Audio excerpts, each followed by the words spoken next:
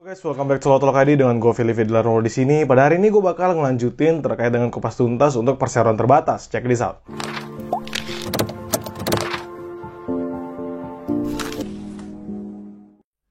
Nah, kalau selanjutnya kita hari ini bakal membahas, kan kemarin kita sudah bahas mengenai apa itu perseroan terbatas. Saat ini gue bakal ngebahas terkait bagaimana cara mendirikan perseroan terbatas.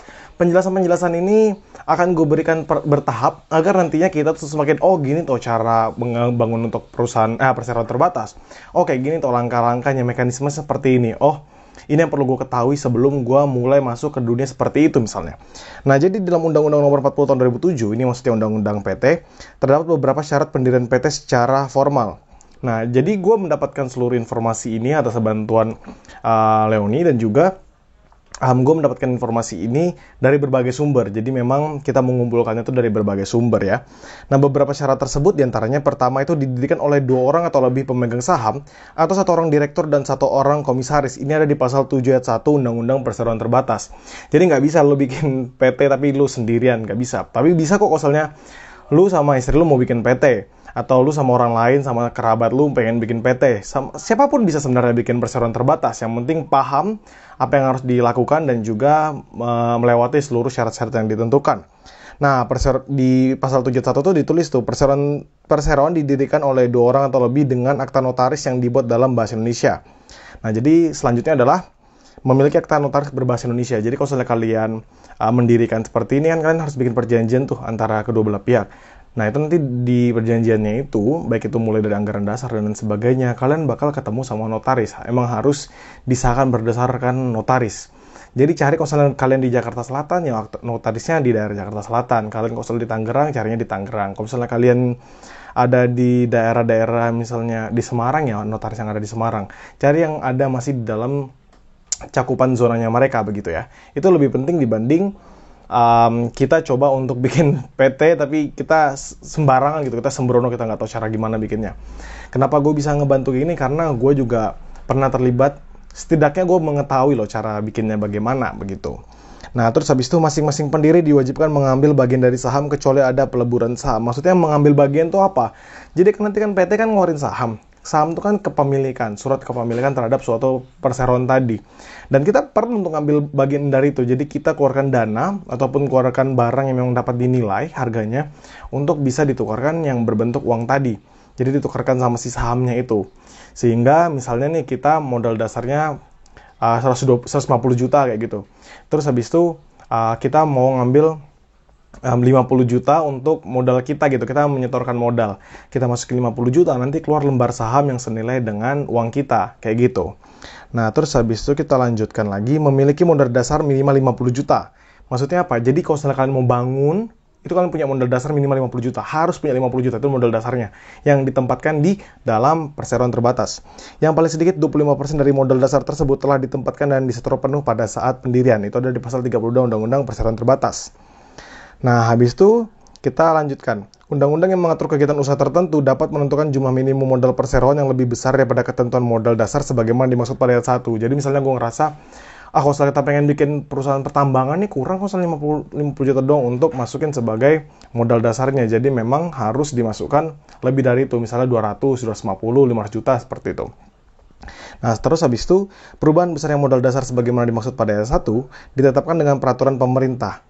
Nah, nanti kalau misalnya kita mau ngubah anggaran dasar, sebenarnya ada beberapa hal kalau misalnya kita mau ngubah sesuatu hal terkait dengan perseroan terbatas itu memang harus ada izin dari kementerian ya. Harus ada, apa ya namanya, kita ngikutin peraturan pemerintah begitu. Nah, lanjut, akta pendirian itu haruslah disahkan oleh Kementerian Hukum dan HAM. Jadi nanti memang setelah kita dapatkan akta pendiriannya itu, sebenarnya nanti kita bakal, apa ya, lanjutannya itu kita minta pengesahan. Nanti bentuk pengesahan itu kalau nggak salah tuh NIB namanya. NIB itu ya tipikalnya kayak KTP-nya buat perusahaan lah. Lalu pemegang saham harus WNI atau badan hukum yang didirikan menurut hukum Indonesia. Jadi memang murni usaha pembentukan perseroan terbatas itu dia harus misalnya warga negara. Kayak gue gini, gue bisa ngebangun bersama teman-teman gue misalnya. Dan juga misalnya gue punya perusahaan, itu perusahaan yang memang berbasis di Indonesia. Yang memang berbentuknya dia dibangun berdasarkan hukum Indonesia begitu. Nah, terus syarat-syarat pendirian. Nah, selain beberapa syarat formal yang telah dijelaskan pada poin sebelumnya, ada beberapa syarat umum yang harus dilengkapi oleh pembuatan PT. Ini ya kayak lebih dokumen-dokumennya ya. fotokopi KTP, NPWP, dan KK para pemegang saham dan pengurus, minimal 2 orang, foto direktur ukuran 3x4 latar belakang merah, kopi PBB tahun terakhir sesuai domisili perusahaan, kopi surat kontrak sewa kantor atau bukti kepemilikan tempat usaha, surat keterangan domisili dari pengelola gedung jika berdomisili di gedung perkantoran, terus surat keterangan RT RW jika dibutuhkan untuk perusahaan yang berdomisili di lingkungan perumahan untuk yang di daerah khusus luar Jakarta. Terus kantor berada di wilayah perkantoran atau plaza atau ruko, atau tidak berada di wilayah pemukiman, terus surat keterangan zonasi dari kelurahan, terus stempel kelurahan. Sebenarnya ada cara yang lebih mudah gitu, nanti gue bakal jelaskan di agak-agak belakangnya sedikit ya. Nah terus habis itu kita masuk ke klasifikasi perusahaan. Nah klasifikasi perusahaannya ada 3. Pertama itu PT kecil, PT menengah, dan PT besar. PT kecil itu modal dasar yang harus ditempatkan itu 50 juta. Terus habis itu PT menengah itu modal dasar, bukan modal dasar ya, modal setor namanya. Modal setor itu kalau misalnya PT kecil modal setornya lebih dari 50 juta, gue ralat.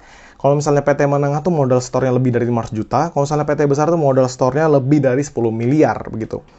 Kan kalau misalnya PT biasa kan kita kan ngomongnya minimal 2 atau lebih ya untuk membuatnya. Terus misalnya perusahaan terbuka gimana dong? Kalau misalnya kayak PT terbuka gitu yang sahamnya diperjualbelikan, itu beda lagi. Dan ketentuannya bakal beda.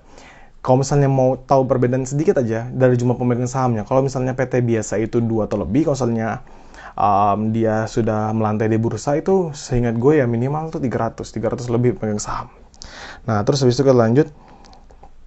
Nah, kausalnya ini dituliskan juga ya, sebagian besar daerah di Jakarta mensyaratkan minimal salah satu direktur berasal dari DKI Jakarta. Hal ini ditunjukkan dengan KTP berdomisili DKI Jakarta. NPWP yang diberikan disarankan sudah diupdate baik secara lokasi yang sama dengan KTP maupun kesesuaian informasi tambahan seperti NIK, nomor telepon, dan email. Kebetulan kemarin waktu gua ada urusan, misalnya kayak urusan bisnis seperti ini, kan gue sebenarnya masih mahasiswa biasa dan akhirnya mau nggak mau gue harus bikin NPWP dong. Karena apa? Karena itu salah satu kebutuhan. Kan memang nanti agar apa ya, sebenarnya sih kita pengen ikutin peraturan gitu loh. Jadi mau nggak mau NPWP itu tetap harus dibuat. Terus kalau kalian tanya gimana sih bikin NPWP, repot atau enggak? Jujur gue pikir pertama tuh, ini di luar dari topik ya, gue pikir pertama tuh bikin NPWP repot banget. Kenapa gue mikir bikin NPWP itu repot banget? Karena gue ngerasa kayak gue harus bawa dokumen inilah kesana kesini, gue pusing jadinya kalau misalnya gue harus ngikutin itu semua. Tapi ternyata bikin NPWP itu gampang banget. Gue cuma gunain jaringan internet, gue cuma upload, gue upload cuma KTP gue doang kalau nggak salah, dan itu gampang karena via online. Dan tiba-tiba tuh nggak nyampe 2 hari pokoknya, 1 hari kemudian gue langsung dapat email bahwa oke, gue dapat nomor NPWP-nya gue, walaupun bentuk fisiknya belum ada ya, tapi nomor itu udah penting, maksudnya oke, gue udah dapat, setidaknya udah diakui gue punya NPWP seperti itu. Jadi menurut gue nggak ada masalah kalau misalnya kalian pengen bikin PT terus mikir, waduh repot lagi ngurus NPWP misalnya gitu. Gue masih baru ya masih mahasiswa mungkin atau baru lulusan dan kayaknya agak repot bikin NPWP. Sebenarnya sih nggak ada masalah ya, karena itu hal biasa aja. Nah, terus habis itu, dalam proses mendirikan perseroan terbatas, terdapat beberapa mekanisme yang harus dijalankan. Mekanisme pertama ialah melengkapi semua persyaratan yang telah dijelaskan pada poin sebelumnya. Setelah itu, mengikuti prosedur pembuatan PT yang harus memenuhi persyaratan di bawah ini. Perseroan terbatas yang akan didirikan mengikuti ketertiban umum dan norma kesusilaan, akta pendirian sesuai dengan undang-undang, dan jumlah modal yang disetor dan ditempatkan paling sedikit ialah 25% dari modal dasar. Kemudian dilakukan pendaftaran di pengadilan negeri terdekat dan diumumkan oleh BNRI atau Berita Negara Republik Indonesia. Apabila tahap-tahap tersebut di atas telah dilalui, maka dengan demikian perseroan terbatas telah sah dan legal didirikan. Jadi tahap pendirian PT itu pertama pengecekan nama, pembuatan draft akta, tanda tangan akta, pengesahan di Kemenkumham, pengajuan SKDP ini surat keterangan domisili perusahaan sementara, pengajuan NPWP perusahaan, pengajuan SKDP perpanjangan, pengajuan surat izin, SIUP, dan juga pengajuan untuk TDP, itu tanda daftar perusahaan. Nah, jadi kalau misalnya dari yang gue alami ya, jadi daripada repot, itu sebenarnya ada jasa-jasa yang bisa ngebantu, kayak kalian mau bikin PT gitu, jadi gampangnya kalian gunain jasa pihak ketiga. Dia biasanya ngasih paket gitu, kayak misalnya, oke, kita bikinin 10 juta, lu nggak usah pikirin apapun, yang penting lu datang, lu bayar biaya yang di luar dari biaya jasa kami. Pokoknya lu tahu datang buat bikin akta, kami kelarin semua. Pokoknya lu tiba-tiba udah jadi aja PT-nya. Itu ada yang kayak gitu. Jadi menurut gua pintar-pintar kita lah buat nyari koneksi terhadap hal seperti itu. Jadi kalau kalian punya pertanyaan tentang mekanisme dan lain sebagainya, silahkan komen di kolom komentar. Untuk materi selanjutnya gue bakal mungkin bahas mulai dari pemegang saham, direksi, komisaris, terus habis itu RUPS itu apa, dan lain sebagainya ya. Dan salam demokrasi.